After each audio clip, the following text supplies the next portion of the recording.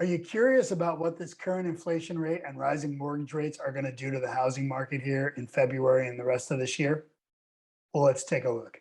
Hi, I'm Nick with the Iannitti Group. Just want to provide you a little bit of context here as we go forward. So, real quick, there's been a lot of talk in the news lately about our inflation rate hitting 7.5%.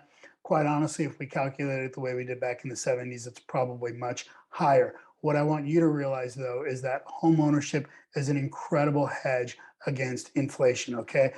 Looking at here, this was from Investopedia.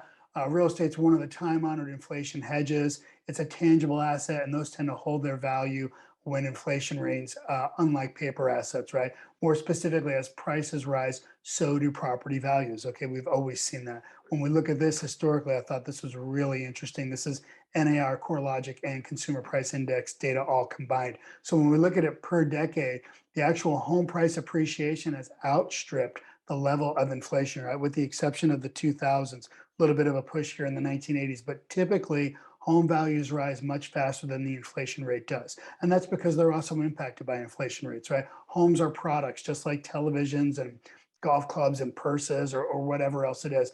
But there's a lot more going on with that, okay, because everybody needs a place to live. So to keep that in mind, the other thing is that, what it really does, and this is again according to Bankrate, a fixed rate mortgage allows you to maintain the biggest portion of the housing expense at the same payment, right? Your property taxes, other expenses probably are going to rise, but that core of what it costs to own the home stays the same. That's definitely not the case when you're actually renting, right? Let's take a look at that. When we look at the green line is rental appreciation and the blue line is regular core inflation, okay?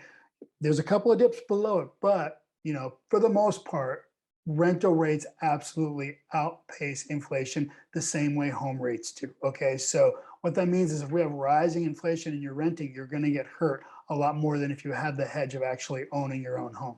Okay, homeowners are actually, this is again according to Forbes, homeowners are shielded from mounting rental prices because the cost is fixed, regardless of what's happening in the market. Tangible assets like real estate get more valuable over time, which makes buying a home a good way to spend your money during inflationary times. Okay, this I thought was incredibly interesting too. This is the Home Price Expectation Survey. This is a survey about 100 economists across the country, and what they're looking at is what is home pricing going to do, appreciation by 2026 over the next 5 years, right? So the optimist, 62%, everybody combined 43%, but even the pessimists here think that home values will rise almost 24% over the next 5 years. That's huge, okay? So we've heard a lot of talk about mortgage rates as well too, right? And what is that gonna do to the overall market? And is it gonna slow this price appreciation? So basically when I recorded this just about a week ago or so, we hit about 3.5%, right? There's talk here, this is from Freddie Mac, talking about how Omicron has kind of stalled some things out, but people think by the spring and summer a lot of that is going to start to dissipate. However, in the meantime, recent data suggests that home buyer demand continues to be elevated as supply remains low, driving prices higher. That's really going to be the tail of the year, basically, is our low inventory. When we talk about mortgage rates, though, being at 3.5%, right? Keep in mind that this is basically kind of right where we started, right back to the beginning of the pandemic. So we're basically kind of seeing rates getting back to actually, normal, quote unquote, from before the pandemic actually started. Okay, but keep in mind when we start to look at this number historically, this is back to January 2018, right?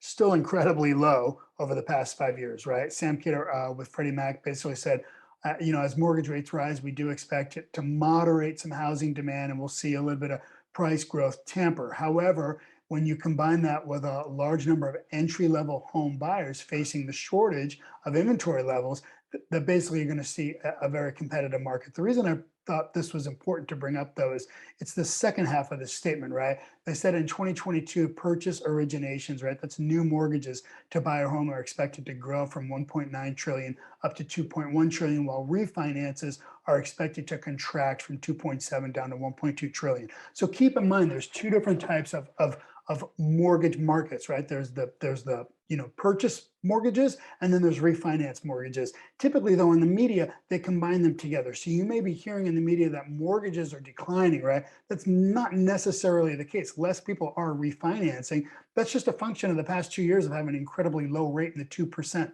right? So basically, a lot of people took advantage of that and refinanced. So now there's less of them that need to do so. That's all that actually means, okay? Still, when we look at this 3.5% rate, historically back to the 1970s, even if it was at 4%, realize still incredibly low historically. So keep it in perspective, okay? What that means is if you still have not bought a home or you're in the market to buy a home right now and rates are going to rise throughout the rest of this year, did you miss it? No, you did not miss it. You're still getting an incredibly low rate, okay? So don't freak out. All right. As far as the 10-year treasury, we've definitely seen that climbing over the past 2 months or so. Why is this important? Well, really, when you look at the relationship between the mortgage rate and the 10-year treasury over the last 50 years, you can see they're really pretty closely aligned, right? Keep in mind that the Fed does not set mortgage rates. They can only kind of influence them. And when they raise rates, they're raising the rate at the rate at which banks borrow money. Lots of times we've seen over the past few years when the Fed raises the rate, mortgage rates actually go down. Sometimes they're inversely related, not all the time, but really a much better indicator of what's going to happen with mortgage rates is to follow this 10-year treasury yield, okay?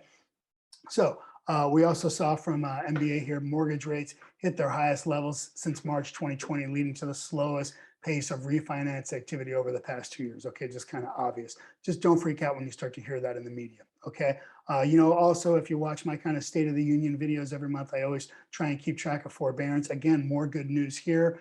When you look at, from the start of the pandemic, at almost 5 million people in forbearance, now they're in January. We're over here at, 0.78. That's 780,000 people that are in forbearance. To put that in perspective for you, that's 1.4% of all mortgages out there, right? So we've done an incredible job of bringing this number down, okay? Actually here, according to Black Knight data, they say people that have needed, assistance due to COVID, basically 89% of those people have now left the actual forbearance program, right? And if you watch my videos every month, you know that I always kind of use this graph right here. Basically, people in the green, 38%, they basically are current back on their mortgage or they've already paid their mortgage off. 43.7% of the people in blue, they basically have some type of workout or repayment plan, right? This is the big thing we didn't see during the last crash, right? But these other 18% or so of people are still kind of in trouble. What I want you to realize, though, is that 93% of all people that are in forbearance right now have at least 10% equity in their home. What that means is they'll be able to sell their home on the open market, pay the commissions, pay any fees, and still make a little bit of a profit to help them get on with their lives. So the likelihood of these homes, coming into forbearance is very low. This is another thing, though, that's important to consider. When we look at 2017, 18, and 19, we averaged about 290,000 foreclosures every year, okay? When you look at 2021, we've only had a tenth of that through Q3, right? So keep in mind, this is part of this forbearance type of plan. This is what didn't exist during the crash, right? All these people, we had 9 million people in 2008, 2009 enter into foreclosure, and the banks had no idea what to do. It took them years to figure out to do, loan modifications, all that other stuff. This time around, they were far more apt at doing so. They were able to work out plans to keep people in their homes. So even if this number increased by 2 or 3 or 4 times, it's still not going to be drastic, right? And I think this is a better way to look at it when you consider foreclosure activity right now at an all-time low. Here at 151,000. Again, even if this number doubled or tripled, it's not going to be a dire situation. We're not going to see forbearance moving the needle on any pricing. Okay, definitely not going to outweigh the factors that we have with the low levels of inventory. I used this quote last month too, but I still think it's incredibly important to bring it back to it. McClare Bolton Smith from CoreLogic basically said, look, they're going to see an uptick in foreclosures here in 2022, but realize that they still expect them to be quite low, right? So just keep that in mind. So that's about it. If you have any questions about, what do these numbers mean? What's going on in your neighborhood? What is your home worth? I'm more than happy to have that conversation with you. Just reach out. That's about it. Thanks so much for watching. And remember, who you choose to negotiate for you absolutely matters.